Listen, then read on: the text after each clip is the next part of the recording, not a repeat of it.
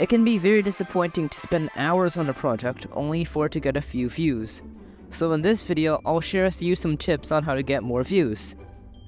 First, you can set your featured project to the project that you want to get more views.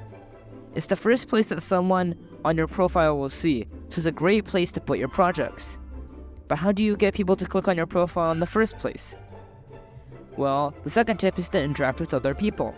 Go to studios, forums, etc. and go to people's profiles and projects and talk with them. This doesn't mean advertising, but if you help out with their projects, maybe by giving feedback, it'll be much more likely that they will check out your profile and projects too. Speaking of studios, you can put your projects in studios that allow it and get more views that way. Now note that this doesn't always work super well, but it's absolutely worth a shot. Now the most underrated way to get more views is the forums. Go to the show and tell section and make a forum post about your project. This can be especially good as your forum topic can get bumped by posting, so it can go back to the top. Another tip is to make a project that has lots to talk about. Speaking of forums, having a forum signature can be a great way to advertise. Check out my video, linked in the description, to see how to make one. The best but also the hardest way to get more views is having a good thumbnail.